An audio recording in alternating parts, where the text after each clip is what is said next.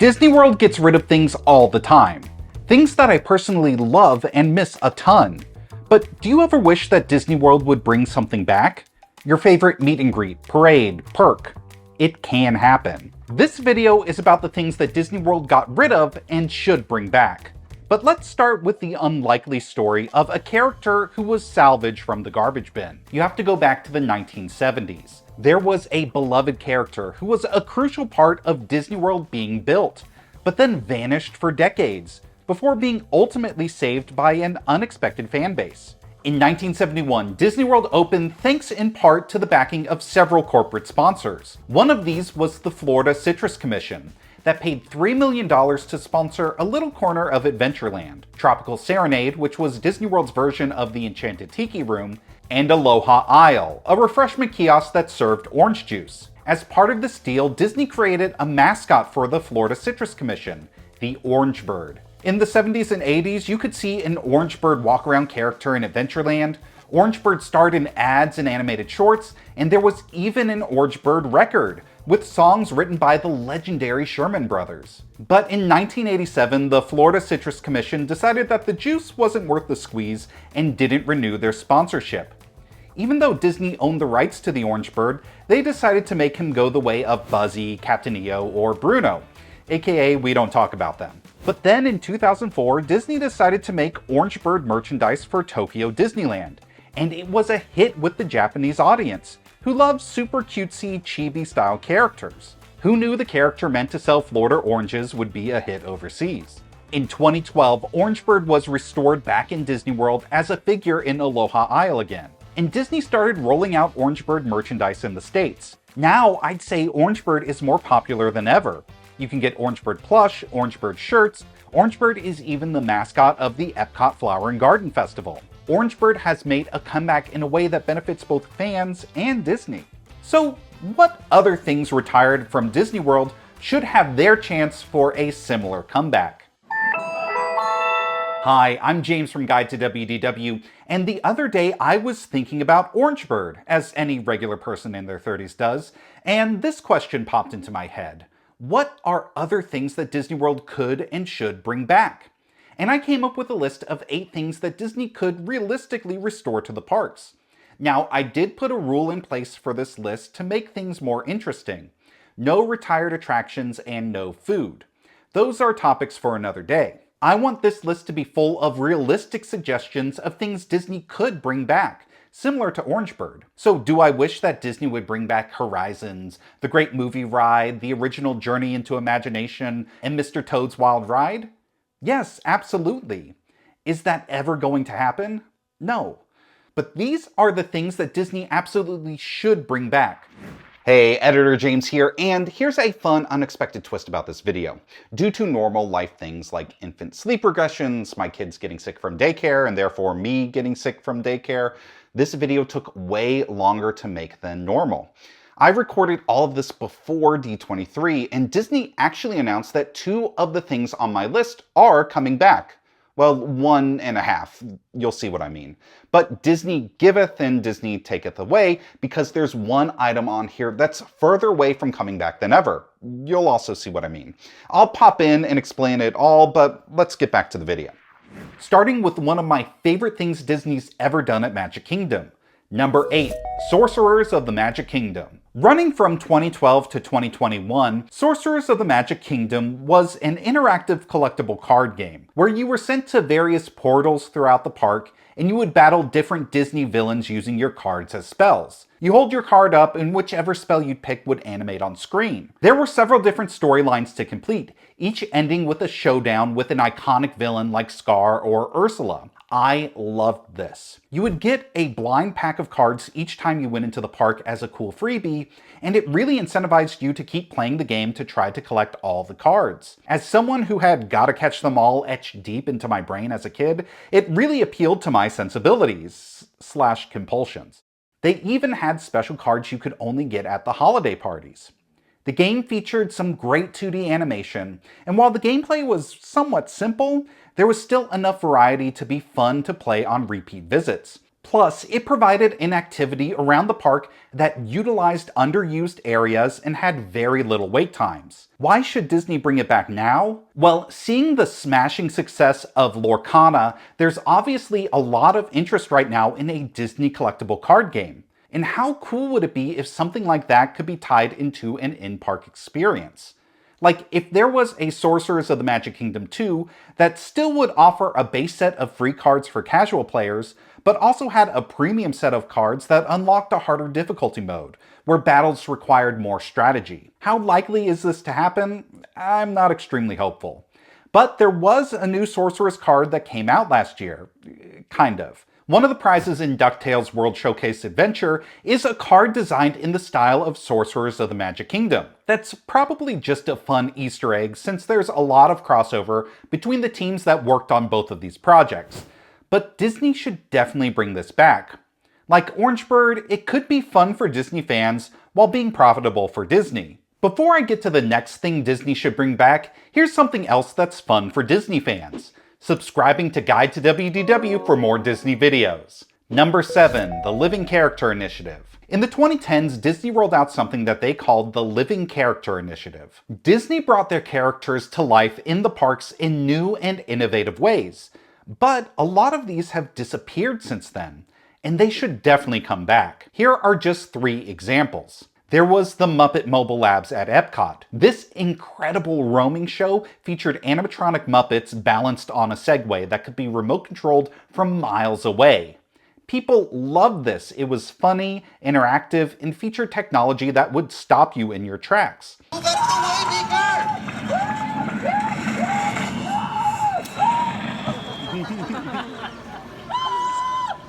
A perfect fit for EPCOT. It's been gone from the parks for years now, and even though the Muppet Labs made an appearance at the Epcot Food and Wine Festival, the mobile lab was nowhere to be found. Also at Epcot, if you dined at Chefs de France, a cart would be wheeled out to tables, and a cast member would pull a cloche to reveal, "Oh no, it's a rat! Call the health department!" Okay, it was a little puppet of Remy who would squeak and just be adorable. This added a ton of whimsy to the restaurant, but it's been sadly gone for years. It would make so much sense to bring this back since Remy's Ratatouille Adventure is now just a short walk away in the same pavilion. Finally, Magic Kingdom used to have a meet and greet with Mickey the Magician, who actually had an animatronic face. He could talk, interact with guests, and do magic tricks. And say, abracadabra!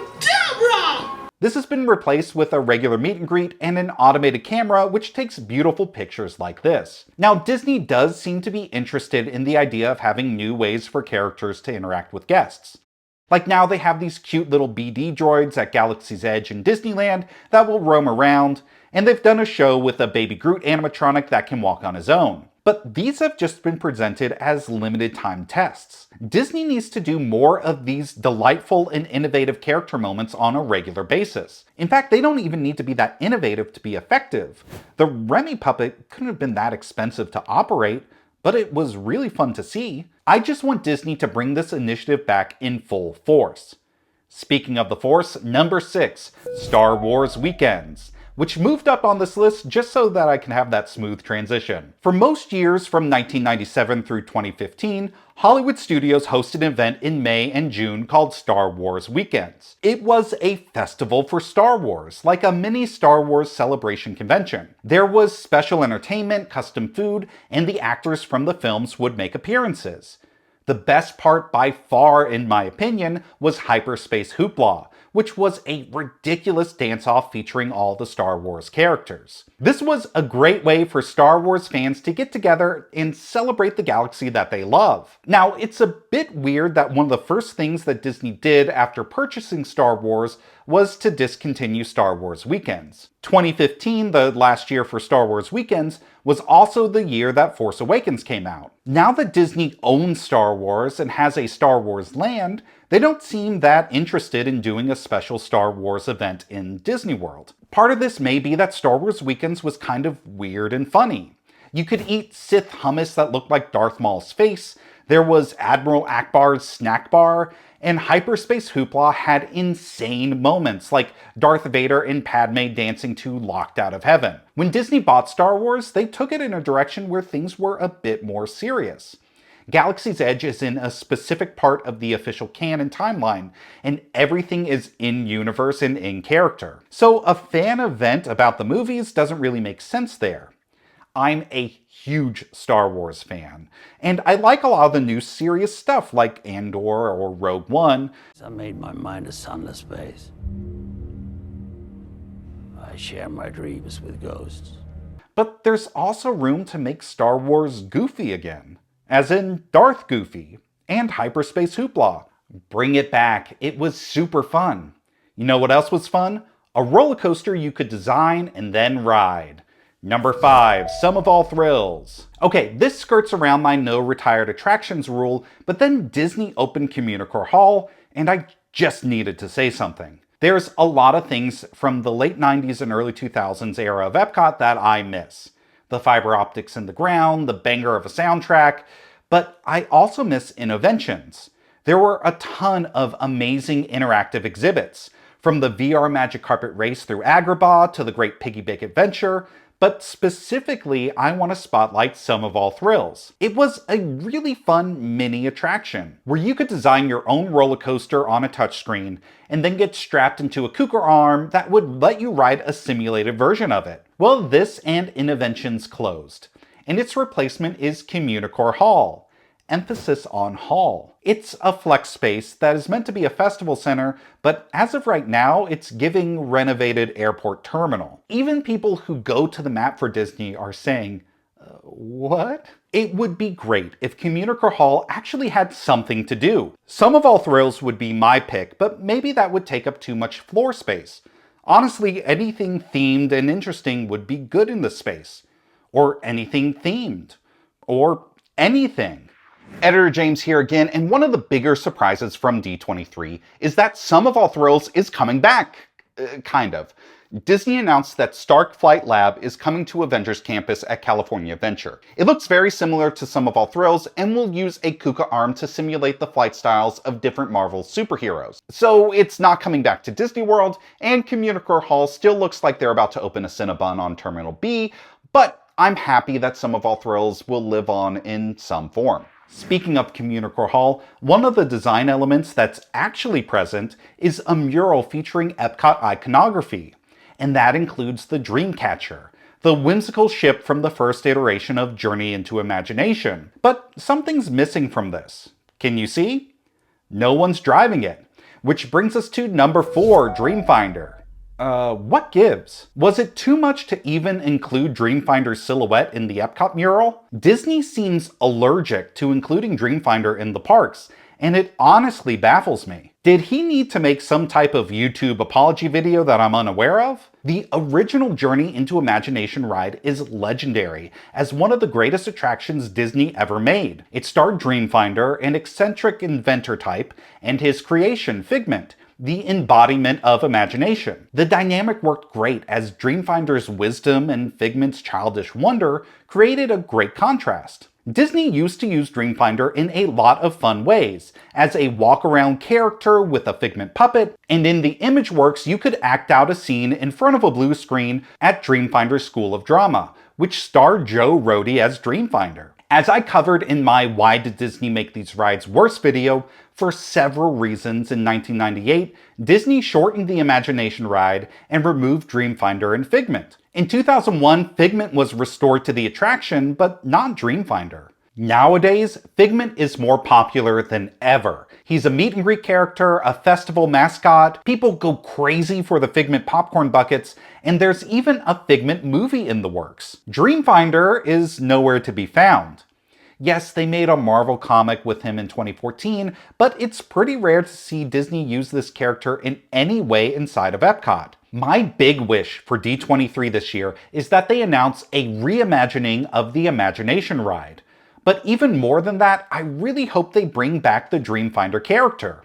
Even if the ride stays the same, but they give Dreamfinder the Orange Bird treatment, that would be great in my book. Although a redo of the ride is way overdue. But another thing that's been missing for way too long at Disney World is number 3, a nighttime parade at Magic Kingdom. Magic Kingdom has only ever had 2 major nighttime parades, the Main Street Electrical Parade and SpectroMagic. These two parades have alternated at Magic Kingdom, with Main Street Electrical Parade playing from 1977 until 1991, Spectro Magic running most years between 1991 and 2010, and then Main Street Electrical Parade running again from 2010 until 2016. That's the last time Magic Kingdom had any nighttime parade. We are closing in on a decade with no nighttime parade at Disney's most popular theme park in the world. A new nighttime parade seems like a pretty easy way for Disney to drum up some guest interest. It's a slam dunk crowd pleaser that doesn't require a ton of construction. Now, I really hope that if Disney decides to do this, they don't just bring back the Main Street Electrical Parade. I like that parade, but mainly for nostalgic reasons. Magic Kingdom deserves something on the level of Paint the Night or the Tokyo Disneyland Electrical Parade Dreamlights. Those are the next generation of the Main Street Electrical Parade. And it would be great if Magic Kingdom had a parade with new technology that would dazzle guests as much as those other two parades. Whether it's literally just Paint the Night or a new parade that takes some cues from Spectro Magic. Editor James here again, and hey, we did it! Disney announced that Magic Kingdom will have a new nighttime parade starting summer 2025. It's called Disney Starlight, a brand new parade that will, quote, continue the nighttime spectacular legacy started by the Main Street Electrical Parade using the latest technology. That's pretty much exactly what I was hoping for. Did Disney announce this because they caught wind that I was making this video? Who knows, many people are asking that, but I'll just say, you're welcome. Back to the video. You know what else would be a slam dunk crowd pleaser? Getting a free ride from the airport. Number 2, Magical Express. Starting in 2005, if you stayed at a Disney resort, you would get a ride on the Magical Express. At the beginning of your vacation, Disney would give you a free ride from the airport to your resort. And at the end of your vacation, they would take you from your resort to the airport. They would even handle all of your checked luggage. It would just show up in your room. Not only was this extremely convenient and a really good reason to stay at a Disney resort, but it was brilliant branding by Disney. While on the bus, they'd play a video that would get you excited about your upcoming vacation at Disney World, or get you excited about planning your next trip when you're departing Orlando. It wasn't anything mind-blowing, just a bit of harmless and fun Disney World propaganda. Also, starting off your trip this way really incentivized you not to rent a car, and just keep relying on Disney transportation to get around, which meant that guests were more likely to spend all of their vacation at Disney World and not split their stay with some other theme park in Orlando. Getting rid of Magical Express was obviously a cost-cutting measure, but a short-sighted one in my opinion. Disney not only should bring this back, they need to. It was a huge win to start off your vacation with a great and convenient perk. The type of thing that makes you think, wow, going to Disney World is great. Since there's a lot of competition on the horizon, Disney needs to do everything they can to remind people of that, including bringing back the #1 item on this list, fastpass. Let me start with this. Fastpass was never free. It was a perk included with your Disney World ticket purchase. And it was a system that was mutually beneficial to Disney and its guests. Guests were given a reservation for a specific time to go on a ride with a much shorter wait. Guests who used that system would get to go on more attractions and left the parks more satisfied with their experience.